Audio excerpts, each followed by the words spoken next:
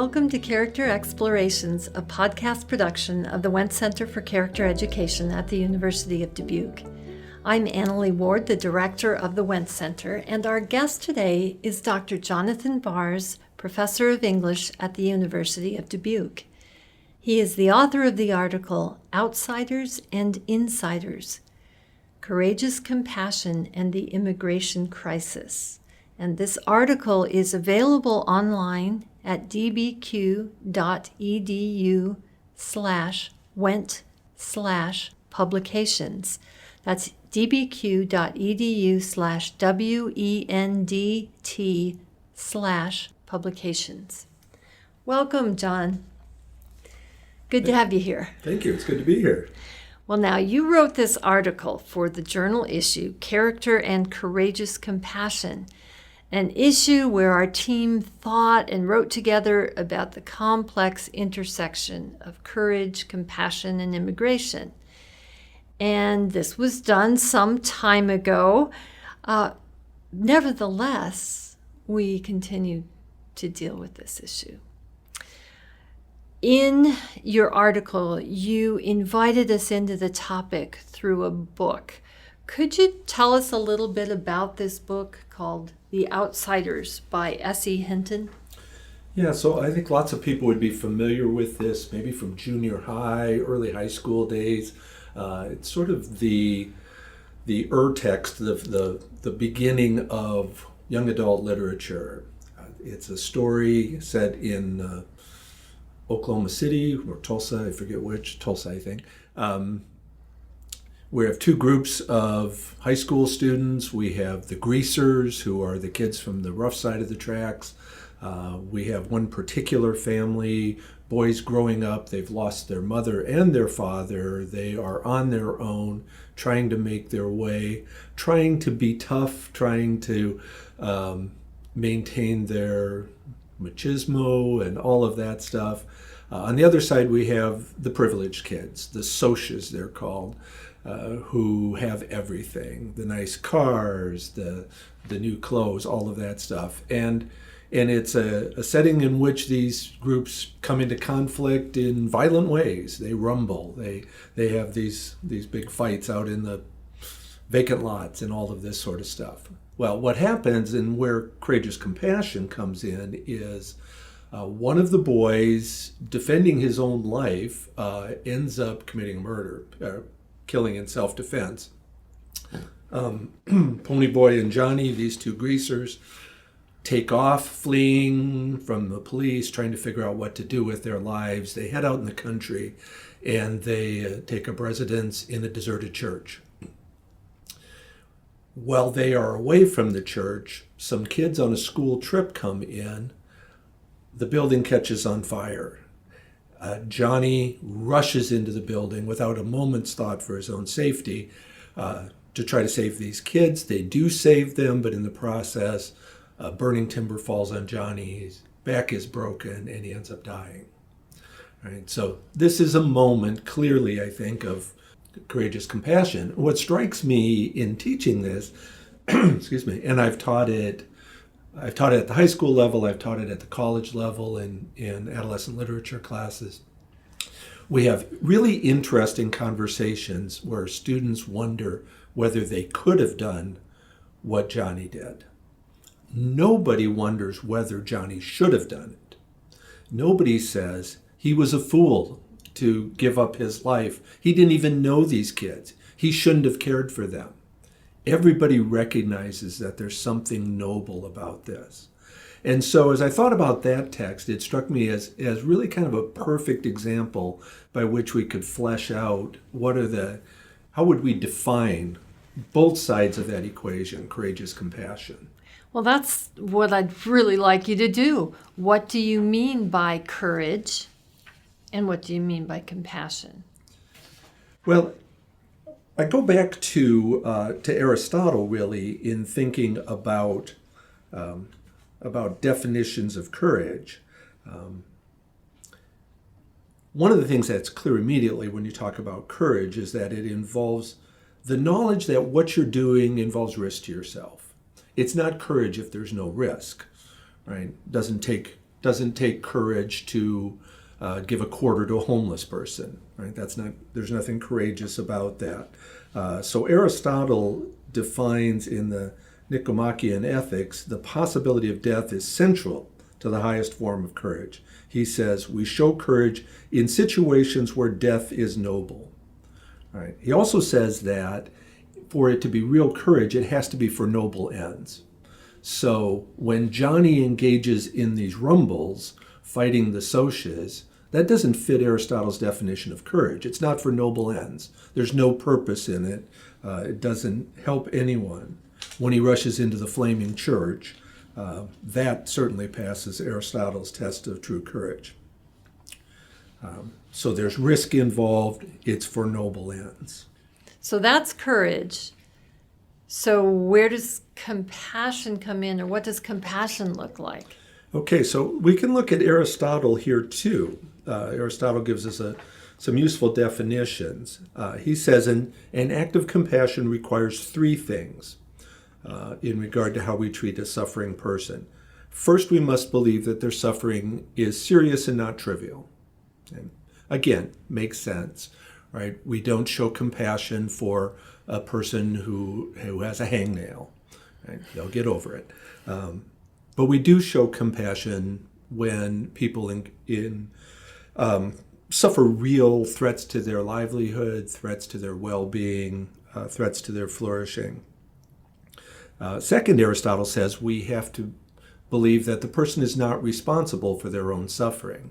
So there are ways in which we might feel compassion for somebody who heads off to prison for a murder that they've committed, but we also recognize that they're getting what they deserve, and so it doesn't call for a compassionate response. Finally, Aristotle suggests that the most important thing is that we have to recognize that what is happening to this person could happen to us. It's the there but for the grace of God go I response. When we can put ourselves in that person's position, and sometimes I think this is the greatest obstacle, that act of empathy, of recognizing that could be us, occupying that person's position, then we've satisfied Aristotle's conditions for compassion, and we can act accordingly. Okay, so you've got courage and you've got compassion. And we wanted to talk about immigration. So let's shift gears a little bit. When we think about, even historically, our country seems to express so many fears when it comes to immigration. Fears of, tell me, why are people afraid? What are they afraid of?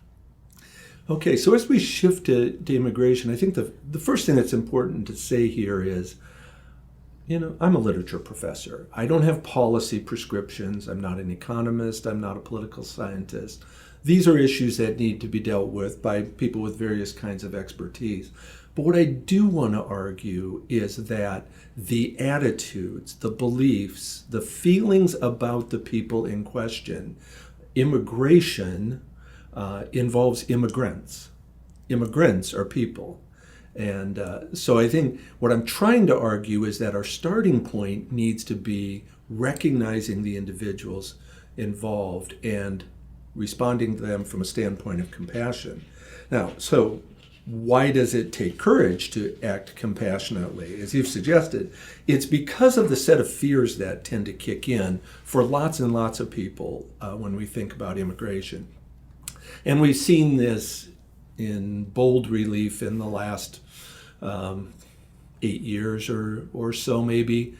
But if you track through American history, you can go back to 1797 to the Alien and Seditions Act. Right. Our first legislation that banned certain sorts of immigrants because we're fearful of what they might do to the country. So the first thing I'd say about fear and immigration is that there may be legitimate fears, right? So we have to think about fear in two ways. One is investigating those fears and determining whether they're appropriate. But the courage part of the equation says that we may look at things that might be involved in immigration. We may recognize risks. And like Johnny rushing into the burning church, we might still say, I am bound by compassion. I am bound for love for the other to still advance along a path that invites immigration. So to think compassionately about immigration, it's going to take a willingness to act in the face of fears. Why are we afraid? I think it's possible to sort of categorize the three kinds of fears that people respond to immigration with as follows. For a lot of people, immigration is a threat to American identity. Right? We have a country. We know the qualities of our country. We have a vision that for some people is basically our country is people who look like me. And it's a struggle to accept diversity because diversity suggests an altering of the vision of what we think our country is. I don't mention this in the article, but I can't help thinking of an experience I had years ago when my son was very little. And I was at a church in a Midwestern city, and Zach needed to go to the bathroom. So I took him out in the middle of the service, and a man greeted me and said, "That's a fine-looking son you have there. We need more of those." And I thought, we need more fine-looking sons? There are too many ugly ones? It's probably not it. We need more sons because we got too many girls? No, that's probably not it either. We need more white sons, I think is what he was saying. And then he followed up and confirmed it. He said, in 50 years, white people are going to be a minority in this country. Right? So it's a fear of the browning of our country. That's certainly one part of it. I think another, and one hears this frequently, is that immigration is a threat to economic well-being. Either on an individual level or on a wider societal level. Either the fear that immigrants will take my job, I'll be displaced, or fears that immigrants will use up resources that citizens have paid for. So I think one encounters that a lot. Ironically, in our current situation with our labor shortage, I think you can make a really good argument that part of our labor shortage is that immigration has tightened considerably in the last few years, especially during the COVID pandemic. So it seems to me a place where that economic fear is misplaced. You can also point to research that pretty clearly shows that immigrants contribute more to the economy than the resources that they take from it. In fact, frequently immigrants underuse resources because they may be fearful of applying for some sorts of benefits that they might be entitled to, but they're trying to fly under the radar. The third thing then is immigration as a threat to American security. I think in the post 9/11 era, we see this more and more. Fear that if we open the doors, people will come in whose desire, whose purpose will be to subvert our country in various kinds of ways. Again, it's not a fear that's borne out statistically. People who have come through immigration, none of the men who attacked 9/11 were immigrants who had come into the country through immigration channels. Yeah, it's interesting how we cement our ideas and then look for support for it rather than allowing the stats and the data to really persuade us, but more persuaded more by people and relationships, I think. So thinking about you and your background and the gifts you bring as a literature professor, you've called us to engage our imaginations in this issue. And I'm wondering if there's any particular frames that help us better engage these questions of immigration. Yeah, I very much believe that one of the great resources we have is story. It's easy to fear what you don't know. Right. It's easy to fear the other that you've never met, you've never engaged with. So certainly we can attempt to travel in wider circles where we meet people who aren't like us. And those can be obviously extremely powerful in reshaping how we think about others and what fears we might carry. Where we can't do that, or it's difficult to do that, we can do it through story. The ability of story to create empathy, the ability of story to give us a sense of relationship with people whom we have never met. I think it's one of the most profound gifts that literature offers us. And I would say, as a literature professor, I have a stake in arguing for poems and short stories and plays and novels. And certainly the novel is particularly powerful. The way that novels allow us to engage in depth with entering worlds that are different from our own. I think it's extremely powerful in building this kind of empathy and understanding. But there are other ways to do it. Certainly nonfiction, stories of Guatemalan refugees, right? When a wise person has said that we only care for individuals, ultimately. We don't care for statistics. We don't care for, 5,000 people lining up at the border, but we can care for an individual and then transfer that to an understanding of the group which they represent.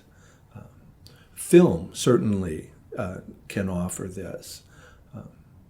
A film that strikes me as particularly powerful in this regard is the 2007 film The Visitor. It's a professor who from Connecticut who has to travel into New York City, where he has an apartment that he hasn't visited in years. He's grieving, he's turned in on himself, he is emotionally in a tight little box. He gets to his apartment and discovers two immigrants who unwittingly have been rented his apartment by a scam artist. One of them is from Senegal, one of them is from Syria. And this stunted, boxed-in, emotionally shriveled up professor engages with these people and begins to understand what they bring. So he ends up engaging with ICE, U.S. Immigration and Customs Enforcement, and fighting for the right of the young man from Syria to remain in the country. It's powerful. I can't imagine somebody watching that film and not feeling a sense of compassion for people who are trying to make good lives, trying to be good citizens, and caught in a web that they can't control. I really appreciate that reminder that it takes all of us engaging our imaginations, engaging our ability to put ourselves in someone else's position in order to recognize their humanity and the kinds of challenges they are encountering. John, thank you for calling us to reject the habits of fear for better ways of practicing this courageous compassion, particularly when it comes to these issues of immigration. Are there any last comments you'd like to leave with us, or anything that we didn't touch on that you wanted to share? Well, it's probably worth noting that for those of us who identify as Christians, there are several ways that this calls us in powerful ways.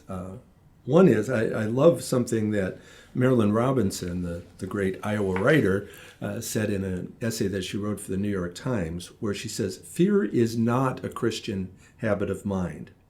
As children, we learn to say, "Yea, though I walk through the valley of the shadow of death, I will fear no evil, for thou art with me." We learn that after his resurrection, Jesus told his disciples, "Lo, I am with you always to the close of the age." Christ is a gracious, abiding presence in all reality, and in him, history will finally be resolved. So I think that's a good reminder for us as we face these fears. And as I've tried to argue, I think there are ways we can investigate our fears and diminish them, but there may also be ways that we recognize there are real threats and we continue to show compassion. And that's where the courage comes in. I also love, I think it's Nick Wolterstorff, the philosopher who invented this phrase, although I hear it now in various ways, where he talks about the biblical call to care for the quartet of the vulnerable, the poor, the widow, the orphan, and the foreigner, the alien, the traveler, depends on your translation. But all of these are groups who end up powerless. And we have a particular call to care for them and to recognize them as fellow image bearers of God, as those for whom Christ died. Thank you. And what a great reminder to all of us that immigrants are God's children as well as the rest of us. So thank you. Our guest today has been Dr. John Barz, Professor of English, and I'm Annalee Ward for Character Explorations from the Wendt Center for Character Education at the University of Dubuque.